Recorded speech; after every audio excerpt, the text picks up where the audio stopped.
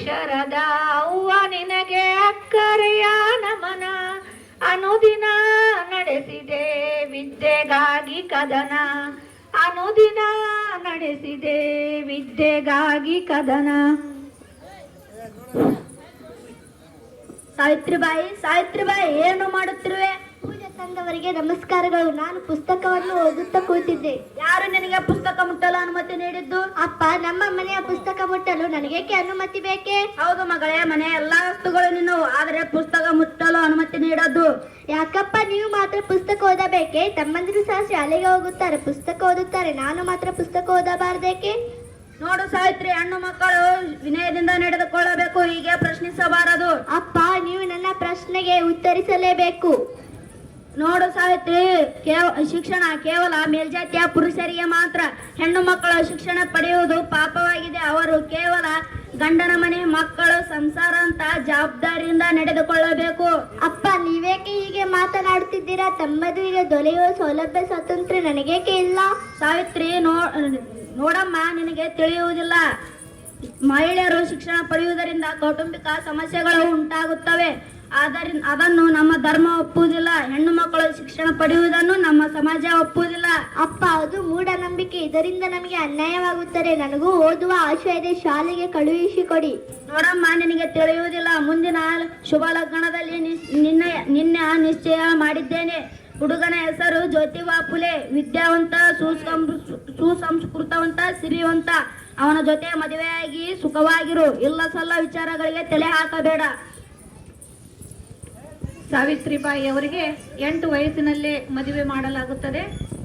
8ರ ಬಾಲ್ಯದಲ್ಲಿ 3 ನಂಟಿದ ಗಂಟು. 8ರ ಬಾಲ್ಯದಲ್ಲಿ 3 ನಂಟಿದ ಗಂಟು. ಬೆಸೆಯಿತು ಎನ್ನ ಜೊತೆ ಜ್ಯೋತಿ ಬಾರನ್ನ, ಬೆಸೆಯಿತು ನಿನ್ನ ಜೊತೆ ಜ್ಯೋತಿ ಬಾರನ್ನ. ಏನು ಮಾಡುತ್ತಿರುವಿರಿ? ಸಾವಿತ್ರಿ, ಕುಳಿತುಕೋ, ನಾನು ಪುಸ್ತಕವನ್ನು ಓದುತ್ತಿದ್ದೇನೆ. ಇದು ಯಾವ ಪುಸ್ತಕ? ನಿನಗೆ ಪುಸ್ತಕ ಓದಲು ಇಷ್ಟವಿದೆಯಾ? ಹೌದು, ಆದರೆ ನಾನು ಅಕ್ಷರ ಕಲಿಸುತ್ತಿಲ್ಲ. ಚಿಂತಿಸಬೇಡ, ನಾನು ನಿನಗೆ ಅಕ್ಷರವನ್ನು ಕಲಿಸುತ್ತೇನೆ. ನಿಜವಾಗಿಯೂ? ಹೌದು, ಅನುಮಾನವೇ?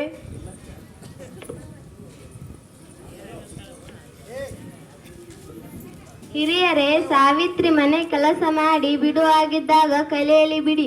ನಾನು ಸಹ ಮನೆ ಕೆಲಸಕ್ಕೆ ನೆರವಾಗುತ್ತೇನೆ. ಜ್ಯೋತಿಬಾ, ಇಲ್ಲಿ ಏನು ಮಾಡುತ್ತಿರುವೆ?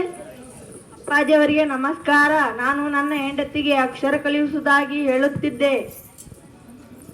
ಇಲ್ಲಿ ನನ್ನ ಸೊಸೆ ಅಕ್ಷರ ಕಲಿಯಲು ನಾನು ಬಿಡೋದಿಲ್ಲ. ಅವಳ ಮನೆಯ ಕೆಲಸ ಕಲಿತರೆ ಸಾಕು. ಅಪ್ಪ, ಹಾಗೆನ್ನಬೇಡಿ. ಸಾವಿತ್ರಿಗೆ ಕಲಿಯಲು ತುಂಬಾ ಆಸಕ್ತಿ ಇದೆ. ನಾನು ಅವಳಿಗೆ ಸಂತೋಷದಿಂದ ಕಲಿಸುತ್ತೇನೆ. ಅವಳ ಮನೆಯ ಕೆಲಸ ಕಲಿತರೆ ಸಾಕು, ಶಿಕ್ಷಣ ಪಡೆಯೋದಿಲ್ಲ, ಸಮಾಜ ಒಪ್ಪೋದಿಲ್ಲ. ಸಾವಿತ್ರಿ, ತಂದೆಯವರ ಮಾತಿನಿಂದ ನಿನಗೆ ಬೇಸರವಾಯಿತೆ? ಬೇಸರ ಏನಿಲ್ಲ, ಆದರೆ ಮಹಿಳೆಯರ ಕುರಿತು ಸಮಾಜದ ದೂರಿನಿಂದ ಮನಸ್ಸಿಗೆ ನೋವಾಗುತ್ತಿದೆ. ಚಿಂತಿಸಬೇಡ, ನಾನು ನಿನಗೆ ಅಕ್ಷರವನ್ನು ಕಲಿಸುತ್ತೇನೆ. ಮಾವನವರ ಮಾತನ್ನು ಧಿಕ್ಕರಿಸಿ ನಾನು ಹೇಗೆ ಶಿಕ್ಷಣ ಪಡೆಯಲಿ? ತಂದೆಯವರಿಗೆ ನಾನು ಹೇಳುತ್ತೇನೆ. ಸರಿ. ಸಾವಿತ್ರಿ, ನೀನು ಶಿಕ್ಷಣವನ್ನು ಮನೆಯೇ ಮೊದಲ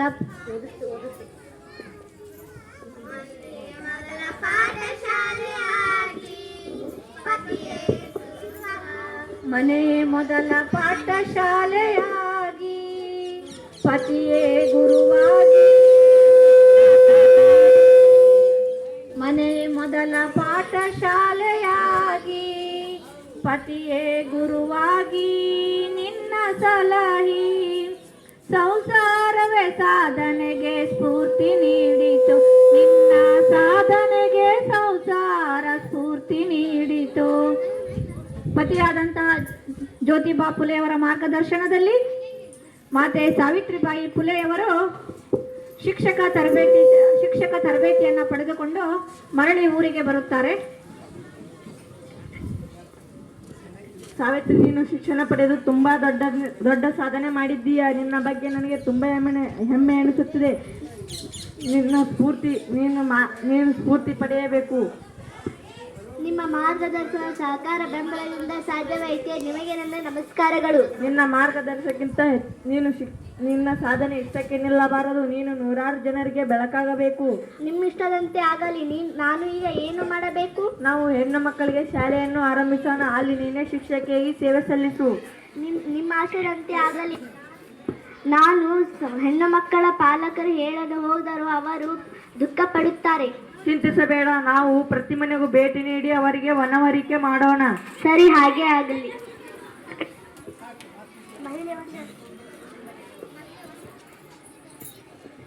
ಅಕ್ಕ, ನಿಮ್ಮ ಮಗಳನ್ನು ಶಾಲೆಗೆ ಕಳುಹಿಸಿಕೊಡಿ. ಇಲ್ಲಮ್ಮ, ನನ್ನ ಮಕ್ಕಳನ್ನು ನಾನು ಶಾಲೆಗೆ ಕಳಿಸುವುದಿಲ್ಲ.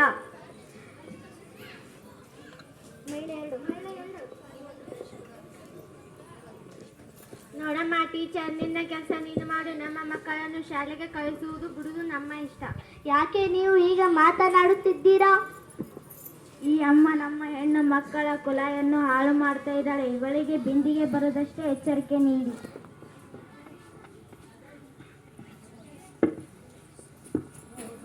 ಅಕ್ಕ, ನಿಮ್ಮ ಮಗಳನ್ನು ನಮ್ಮ ಶಾಲೆಗೆ ಕಳುಹಿಸಿಕೊಡಿ. ಸಾವಿತ್ರಿ, ನಾನು ನನ್ನ ಮಗಳನ್ನು ಶಾಲೆಗೆ ಕಳಿಸುವುದಿಲ್ಲ. ನಮ್ಮಲ್ಲಿ ಹೆಣ್ಣು ಮಕ್ಕಳು ಶಿಕ್ಷಣ ಪಡೆಯಲು ಅನುಮತಿ ಇಲ್ಲ. ಅಕ್ಕ, ನಿಮ್ಮ ಮಗಳ ಶಾಲೆಗೆ ಕಳಿಸಿಕೊಡಿ. ಅವಳ ಸ್ನೇಹಿತರೆಲ್ಲ ಶಾಲೆಗೆ ಬರುತ್ತಿದ್ದಾರೆ. ಸಾವಿತ್ರಿ, ನಾನು ನನ್ನ ಮಗಳನ್ನು ಶಾಲೆಗೆ ಕಳಿಸಿದರೆ ಅವಳ ಪಟ್ಟಿಗೆ ಕೆಟ್ಟದಾಗುತ್ತದೆ ಎಂಬ ನಂಬಿಕೆ ಇದೆ. ಅಕ್ಕ, ನೀವು ಹೀಗೆ ಮಾತನಾಡಬೇಡಿ.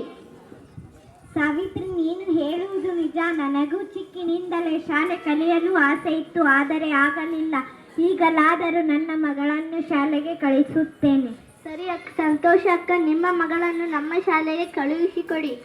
ಆಯಿತು, ನಾಳೆಯಿಂದಲೇ ಶಾಲೆಗೆ ಕಳಿಸುತ್ತೇನೆ. ಆದರೆ ನನ್ನ ಮಗಳನ್ನು ಯೋಗಕ್ಷೇಮ ಮಾಡುವುದು ನಿನ್ನ ಜವಾಬ್ದಾರಿ. ಸರಿ ಅಕ್ಕ, ನಿಮ್ಮ ಮಗಳನ್ನು ಮನೆಗೆ ಕ್ಷೇಮವಾಗಿ ಬಿಡೋದು ಚಿಂತಿಸಬೇಡಿ.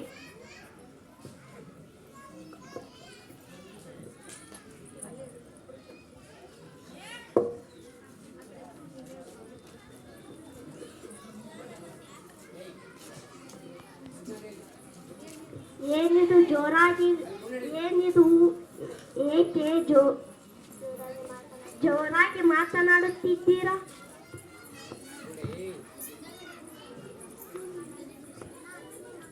ಶಾಲೆಗೆ ಕಳುಹಿಸಿಕೊಡಿ. ಯಾಕಮ್ಮ ಟೀಚರ್, ಯಾಕಮ್ಮ ನಿನಗೆ ಒಂದು ಬಾರಿ ಹೇಳಿದರೆ ಅರ್ಥವಾಗುವುದಿಲ್ಲವೇ? ಅಣ್ಣ, ನಿಮ್ಮ ಮಗಳನ್ನು ಶಾಲೆಗೆ ಕಳಿಸಿಕೊಡಿ. ನೀವು ಅವಳ ಭವಿಷ್ಯ ಹಾಳು ಮಾಡುತ್ತಿದ್ದೀರಾ.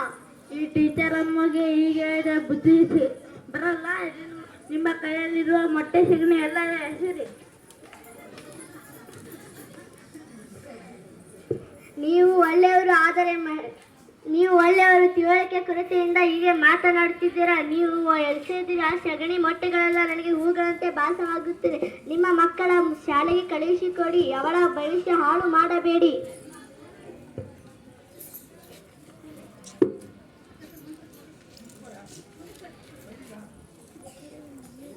ಗೋವಿಂದ್ರ ಅವರೇ ನಿಮ್ಮ ಮಗ ಸೊಸೆ.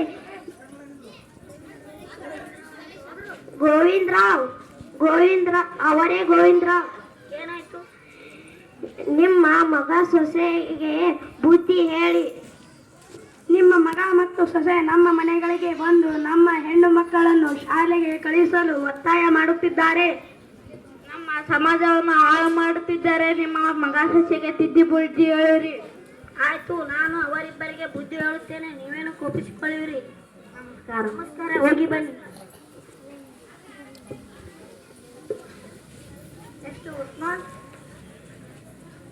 ಈಗ ಊರಿನ ಜನರು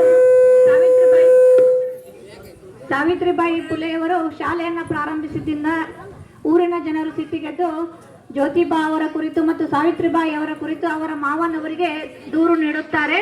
ಆಗ ಜ್ಯೋತಿಬಾ ಫುಲೆ ಮತ್ತು ಅವರ ತಂದೆಯವರ ನಡುವೆ ನಡೆದ ಮಾತುಕತೆ.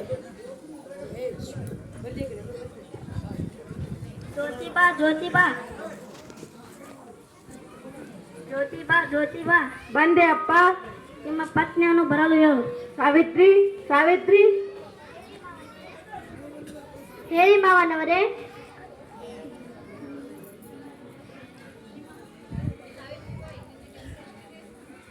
ಸಾವಿತ್ರಿಬಾಯಿ, ನಿಮ್ಮ ಕೆಲಸ ಎಷ್ಟಿದೆ ಸಾವಿತ್ರಿಬಾಯಿ, ನಿನ್ನ ಕೆಲಸ ಎಷ್ಟಿದೆಯೋ ಅಷ್ಟನ್ನು ಮಾತ್ರ ಮಾಡು. ಶಾಲೆ ಗೀಲೆ ಎಲ್ಲ ನಿನಗೆ ಏಕೆ ಬೇಕು? ಹಾಗಲ್ಲ ಮಾವನವರೇ, ಮಕ್ಕಳಿಗೆ ತಾಯಿಯೇ ಮೊದಲ ಗುರು. ಅವರು ವಿದ್ಯಾವಂತರಾಗಿದ್ದರೆ ಮಾತ್ರ ಮಕ್ಕಳಿಗೆ ಕಳಿಸುತ್ತಾಳೆ. ನೋಡು, ನೀನು ಮನೆ ಕೆಲಸ ನೋಡಿಕೊಂಡಿದ್ದರೆ ಅಷ್ಟು ಮಾತ್ರ ಸಾಕು ನನಗೆ. ನೀನು ಶಾಲೆ ಗೀಲೆ ಎಂದು ಊರಿನ ಎಲ್ಲರ ವಿರೋಧವನ್ನ ಕಟ್ಟಿಕೊಳ್ಳಬೇಡ. ಅಪ್ಪ, ನಾವು ಅವರಿಗೆ ಯಾವ ತೊಂದರೆಯನ್ನು ಮಾಡಿಲ್ಲ. ನೋಡು ಜ್ಯೋತಿಬಾ, ನಿನ್ನ ಕೆಲಸ ಎಷ್ಟಿದೆಯೋ ಅಷ್ಟು ಮಾತ್ರ ಮಾಡು. ಇಲ್ಲ ಅಂದ್ರೆ ಊರಿನ ಎಲ್ಲ ಜನರು ನಮ್ಮನ್ನ ಎದುರು ಹಾಕಿಕೊಳ್ಳುತ್ತಾರೆ. ಅಪ್ಪ, ನಮ್ಮ ಕಾರ್ಯದಿಂದ ನಾವು ಹಿಂದೆ ಸರಿಯುವುದಿಲ್ಲ. ಜನರು ಮೋಸದಿಂದ, ಕುತಂತ್ರದಿಂದ ಹೆಣ್ಣು ಮಕ್ಕಳನ್ನು ಪೋಷಣೆ ಮಾಡುತ್ತಿದ್ದಾರೆ. ಬಾಲ್ಯ ವಿವಾಹ, ಸಹಗಮನ, ಅವರು ಶಿಕ್ಷಣ ಪಡೆದ ಮುಕ್ತ ಅವರಿಗೆ ಎಲ್ಲಾ ಕಷ್ಟಗಳಿಂದ ಮುಕ್ತಿ ದೊರೆಯುತ್ತದೆ. ನೋಡು, ನಾನು ಹೇಳಿದ್ದು ನೀವಿಬ್ಬರು ಕೇಳೋದಿಲ್ಲ ಅಂದರೆ ನಮ್ಮ ಮನೆಯನ್ನ ಬಿಟ್ಟು ನಡೆಯಿರಿ ಈಗಲೇ. ಇವನ ಅಪ್ಪ, ಸಮಾಜ ಸೇವೆ ನಮ್ಮ ಗುರಿ. ಅದಕ್ಕಾಗಿ ನೀವು ಏನೇ ಶಿಕ್ಷೆ ಕೊಟ್ಟರೂ ಅದನ್ನು ನಾವು ಆಶೀರ್ವಾದ ಎಂದು ಎಣಿಸುತ್ತೇವೆ. ಮನೆ ಮೊದಲ ಪಾಠಶಾಲೆಯಾಗಿ, ಪತಿಯೇ ಗುರುವಾಗಿ ನಿನ್ನ ಸಲಹಿ, ಸಂಸಾರವೇ ಸಾಧನೆಗೆ ಸ್ಫೂರ್ತಿ ನೀಡಿತು. ನಿನ್ನ ಸಾಧನೆಗೆ ಸಂಸಾರ ಸ್ಫೂರ್ತಿ ನೀಡಿತು. ಸಾವಿತ್ರಿ, ನನ್ನಿಂದ ನಿನಗೆ ತೊಂದರೆ ಎನಿಸುತ್ತಿದೆಯೇ? ನಮ್ಮಿಬ್ಬರ ತೊಂದರೆ ಎನ್ನಬೇಡಿ, ನಮ್ಮಿಬ್ಬರ ಕರ್ತವ್ಯ. फातिमा, अरे हो फातिमा, देख किस में कौन आ गया? भैया भाभी नमस्ते, कैसे हो आप?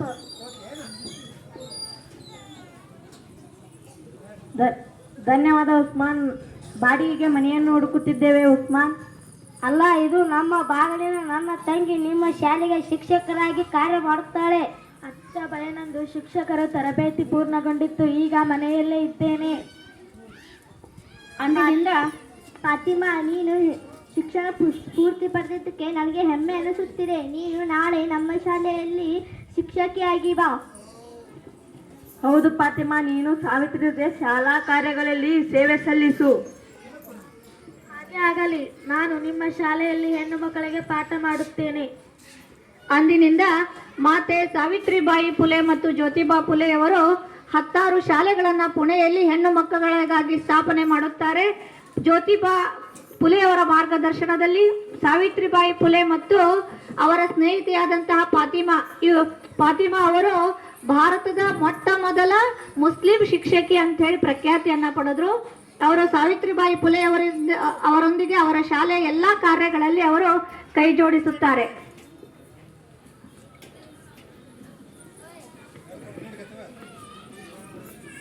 ಗುರು ಬ್ರಹ್ಮ ಗುರು ವಿಷ್ಣು ಗುರುದೇವೋ ಮಹೇಶ್ವರ ಗುರು ಸಾಕ್ಷಾತ್ ಪರಬ್ರಹ್ಮ ತಸ್ಮೈ ಶ್ರೀ ಗುರುವೇ ನಮಃ. ಸರಸ್ವತಿ ನಮಸ್ತುಭ್ಯಂ ವರದೆ ಕಾಮರೂಪಿಣಿ ವಿದ್ಯಾರಂಭಂ ಕರಿಷ್ಯಾಮಿ ಸಿದ್ಧಿರ್ಭವತು ಮೇ ಸದಾ.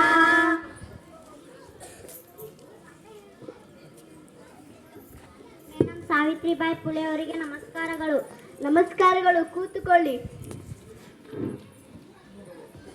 ಮೇಡಮ್, ನಮ್ಮ ಸರ್ಕಾರ ನಿಮ್ಮ ಶೈಕ್ಷಣಿಕ ಸೇವೆ ಗುರುತಿಸಿ ನೀವು ಇಂಡಿಯನ್ ಫಸ್ಟ್ ಲೇಡಿ ಟೀಚರ್ ಎಂಬ ಬಿರುದು ನೀಡಿದೆ. ನಿಮ್ಮ ಅಭಿಮಾನ ಗೌರವಕ್ಕೆ ನನ್ನ ನಮಸ್ಕಾರಗಳು.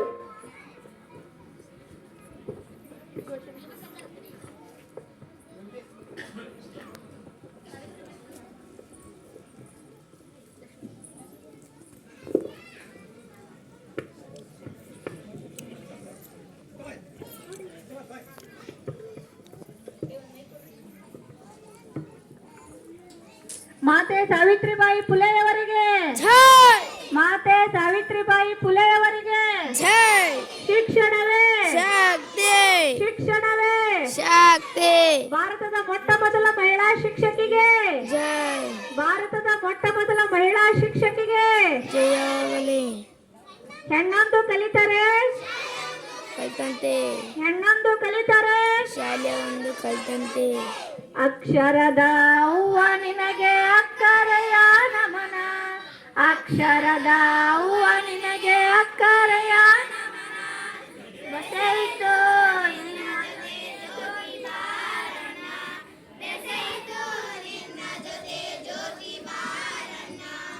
ಹೀಗೆ